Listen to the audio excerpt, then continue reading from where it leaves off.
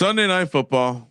Wow. Look at this Detroit Lions logo. The Lions on a back-to-back road spot head to Philadelphia, or on a short week coming off Monday night in the cold. Eagles laying 3 -160 on the money line. Lions plus 140. 46.5 is the total. Again, classic NFL handicapping. Two good teams, 3-point spread. What do you do? Well, it is November. So the first thing I do when Jared Goff's playing is I check the weather. We know that Jared Goff has had a history of not performing well in situations where it's cold. So Sean, do we have a temperature? Yeah, I think it's gonna be like low 40s. Nothing crazy. 40 is the line, so it does look like we're gonna stay north of that for now. Wind should be mild. Yeah. It does seem like it could be very similar to the game we just watched in Green Bay. I don't think so. I think you're going to see some offense, especially from this Eagles team. Yeah, I think you're going to see the passing game getting going here. Devonta Smith is having a career year. Wide receiver 1. I mean, certainly his numbers would say so. Do we want to talk about the improv work that Jalen Hurts and AJ Brown were doing at the end of the game? Yeah, it seems like there's a chance they audibled into that deep shot, which interesting. Yeah, they've hit that on a number of 4th downs before. So I would, again, it didn't work. They still won the game. I'm always going to be more forgiving as a fan of coaches, players being aggressive, playing to win. If it's the decision between on that 4th down play, throwing that deep shot or punting, I'm going for it. I know the analytics say to punt, but I was totally happy with them going for it. And if you want to say that's a low percentage throw, I could hear you saying that, but also AJ and Jalen Hurts have hit that a number of times. If those two guys are like, hey, this is our time to shine, we're calling our shot, I respect that.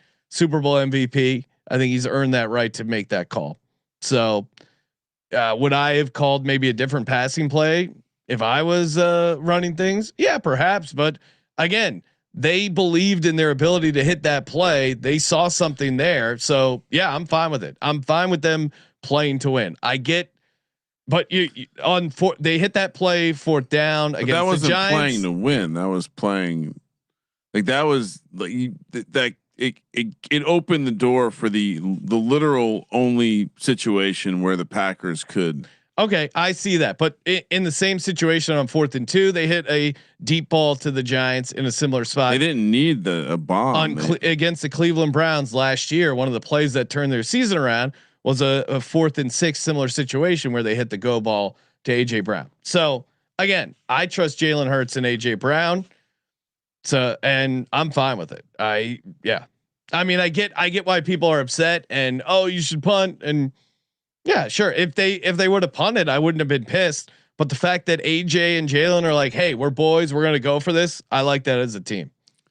What about AJ Brown doing some media, calling the situation a shit show? Yeah. I watched the clip. I watched his explanation afterwards. It's all, I mean, it's all fine. Yeah. I don't like, if you want to get in the weeds about it, it's not really that. It's just, it must be, it would probably, if I was a team, I would love the way that Devonta Smith goes about his business. Sure. A little bit more than AJ Brown, considering he's putting up wide receiver 1 numbers. And AJ Brown is I mean, not. there's going to be people like you that try and, create dissension amongst the team. But if you listen to AJ's comments, he wants to contribute more. He wants the offense to be more dominant.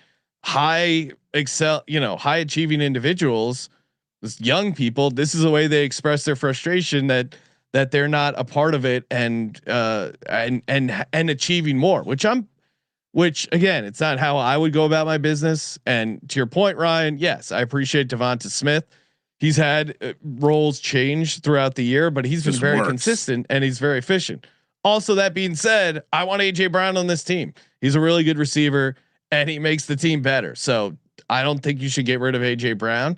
The Eagles aren't going to get rid of AJ Brown. He's going to continue to play at a high level, and this team is going to win a bunch of fucking games because not only do they have AJ Brown, Devonta Smith, Jalen Hurts, Dallas Goedert, they have an offensive line that is seemingly getting healthy. Although Lane Johnson dealing with an ankle thing, he came back into the game. I saw all 4 offensive linemen were limited. Yeah, which is that seems like a problem. Could be, but I mean they're all going to play. I think Lions also have a banged up offensive line. Yeah, and I don't know if Penei Sewell is going to play, and Sam Laporta missed practice. The Lions themselves are dealing with the shit ton of injuries as well. Terry and Arnold concussion, not practicing on Wednesday. I'm going to guess he's not going to play. Kirby Joseph still out. Hutchinson didn't practice. I think he will play, but on their offensive line is very beat up, and that's kind of how the Vikings beat them. And it's someone that was at that Lambeau game. Jalen Phillips was an instant just boost to this defense. Him and Nolan Smith. Brandon Graham gave him a couple decent snaps there. This defensive line is for real. Even Adoree Jackson being out there wasn't a liability because of how well the rest of the defense was playing. And I think Adoree Jackson even had some decent snaps. Lions head coach Dan Campbell, I'm playing in Philadelphia this week. Quote, you go some places and they wave at you. We're so happy you're here to play us again. This is not one of those places. It's as far from that as you can possibly get. So he's leaning into it. I get it. But this is why the Lions are not in my mind a team that's going to win the Super Bowl. Is they're going to struggle with elite teams on the road. And I think this Philadelphia Eagles team, Super Bowl champs, are an elite team. I think Jalen Hurts is going to have a nice day throwing the ball, and I think this defensive line is going to fuck up Jared Goff. So Eagles roll. Vic Fangio has also had success against Goff in the past. I think there's also an element of whatever caused Dan Campbell to take over play calling duties. Like that's interesting. We're just glossing this. Like we're just brushing this over. Like from the only thing that the only bit of evidence I've been able to find is he felt that he wanted to get more Jamison Williamson calls. And so if it was all about just getting Jamo the ball more, someone goes, well, he really picked the perfect game to become the play caller. Oh, you're going up against the Commanders. All right. Yeah, no, I'm, it's like when my dad would be like, all right, give me the controller. Oh, you're playing the easiest team. Of course you're going to look good. Racking up the stats against this Eagles defense is awesome. And part of it, I think the ugly offense was some of the weather, which made the game interesting and fun and part of the Lambeau experience. But I really think the Jalen Phillips trade was another great trade by Howie, because now you get him, Nolan Smith back, Jahad Campbell, smash it. I guess I would say like I'd slow roll too much of a celebration on him, because the knock on him has not been when he has played. It's that he doesn't string him together. It's a nice. I mean, the defense was playing pretty good without him. It's a nice luxury to have him there. Yeah, I'm just saying, like his problem has never been his play when he's playing. It's the fact that he's like Darren Waller soft and misses every other game. CJ, bottom line, saying easy punt decision. Literally no other option. Yeah, I totally get that. I'm just saying. So and then Nick Sirianni lying about him making that call was just covering for the petulant child on the team.